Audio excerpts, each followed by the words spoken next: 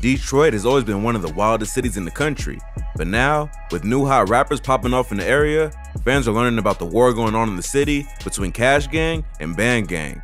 Let's take a closer look at one of the craziest beefs going down in the D. BANDGANG is a crew of rappers who grew up together on the blocks of Strathmore and Mark Twain on the west side of Detroit. They're not a huge group, but they're known for being scammers and putting in work in the streets. There are 6 members of the BANDGANG in total: BANDGANG Lonnie, Maso, Javar, Biggs, Paid Will, and Jizzle P. They're known for tracks like BANDGANG or No Gang and First 48.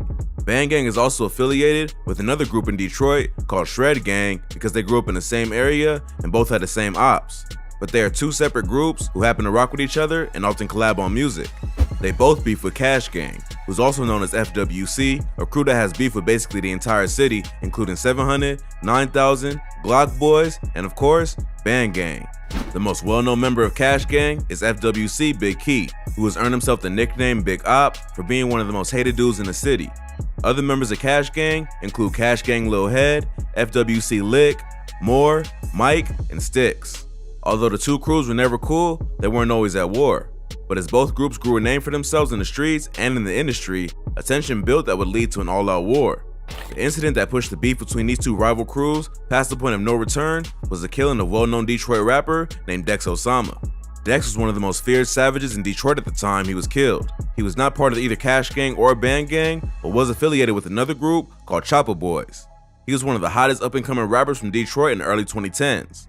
His career really started to take off around 2013 and earned him a deal with Meek Mill's Dream Chasers label. Many thought he'd be the next rapper from the D to blow up on the mainstream level and put the city back on the map. But Dex wasn't known just for his music. He was also famous in Detroit for the work he put in on the streets. And when your name gets that big, you're bound to make a few enemies along the way. Dex ended up getting into it with BANDGANG after dissing one of their fallen brothers, BANDGANG Dada, aka 2 Dots, who was killed in an alley back in 2015. Dada got into a fight with a man named Denzel Talbert, who ended up gunning him down. A rapper from Shred Gang named Shred Gang Moan broke down what happened to Dada in an interview with DJ Small's Eyes. How did he pass away? He got killed. He got shot. He says that they were chilling on the block and one of their homies pulled up and asked if anyone wanted to go downtown. Moan says that he had a bad feeling about it, but they all went anyway. Cause I felt it. I'm like, no, we ain't going. But we end up still going. So that's the only regret I really got. Besides that, I'm live with the punches. They ended up crossing paths with Denzel Talbert and his crew and got into a fight.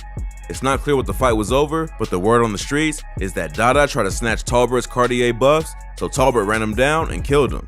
Others say it was the other way around, but either way, 2 BANDGANG members ended up getting shot, including Dada, who was killed. Dada was one of the founding members of BANDGANG and a beloved member of the group. They mentioned Dada in many of their songs, like Dada's Winning by BANDGANG Paid Will. Dex Osama had already been beefing with BANDGANG and Shred Gang, and it's rumored that they had been in a shootout where his AK was shot out of his hand. After Dada was killed, Dex started using his death as a way to seek revenge on his ops by dissing their dead homie. Dex would drop a track called Jackboy Shit featuring Rocane, where he spits the bar, "Right around town, one chopper. 2 Glocks hit him in his head, call him 2 Dots." The disrespect of Dada didn't sit right with BANDGANG, and it quickly escalated the beef between them. BANDGANG and Shred Gang would start dissing Dex in their own music and on social media. Then, on September 7, 2015, Dex Osama was shot and killed outside the Crazy Horse Strip Club in Detroit. 2 people have been shot, one of them fatally outside the Crazy Horse Strip Club. We are told that this started as an argument over a woman. Dex's girl was a dancer there, and he had gone to see her. He got into an argument with some other dudes who were trying to dance with her, and the situation escalated into gunfire. Dex would be shot and stumbled to a gas station to call for help, but the ambulance didn't arrive in time, and he would later die in the hospital. The shooting was caught on surveillance, and the video shows Dex firing a shot off into the air before the fight broke out. The 2 men who were arrested for killing Dex Osama, Otis Davis and Dietrich Odoms, were allegedly affiliated with CASHGANG and Shred Gang. Although Dex had his own crew, Chopper Boys, he was cool with FWC Big Key from CASHGANG. The murder of Dex Osama was what started the war that still continues to this day. It made it worse after members of BANDGANG continued to diss Dex on tracks after he was murdered. So Big Key felt like he had to defend his dead homie. The 2 gangs started going at it both on social media and in the music. But in 2019, Key went through some legal problems after he was found guilty of 2 counts of forgery and possession of criminal tools. He ended up avoiding jail time and got sentenced to 4 years of probation. But before he could get back into the war, he would end up catching another charge later that same year for felony fraud. Somehow, he escaped jail time again and posted bond the next day. But just as Cash Gang was celebrating their leader being back home on the streets, BANDGANG would be mourning the loss of another one of their most respected members, Jizzle P. Aaron Mays, better known as Jizzle P, was shot and killed last night while sitting in a car on Detroit's west side. On September 23, 2020, Jizzle P would be brutally murdered right in front of his own mom. Jizzle P and another dude were sitting in a Chrysler 300 on Fielding Street when a shooter sprayed the car with bullets. The car was parked in the driveway of Jizzle P's mom's house, and she witnessed the whole thing. But she says that the killer let off so many shots that the sparks blinded her from seeing who did it. 25-year-old Aaron Mays was sitting in a car, the two of them cracking jokes, when someone ran up, firing so many shots at Mays, his mother says she couldn't see the suspect's face. There was so much muzzle flash from the gun. She would go on the news to mourn the death of her son, and BANDGANG would vow to seek revenge on whoever took their homie from him. But Cash Gang didn't have much respect for the death of one of their ops, and pretty soon after the news broke, they would be on social media dissing the dead rapper. Big Key was the first to start the wild disrespect, laughing at Jizzle P's death on Insta Live, saying that he was getting an AR to smoke more ops.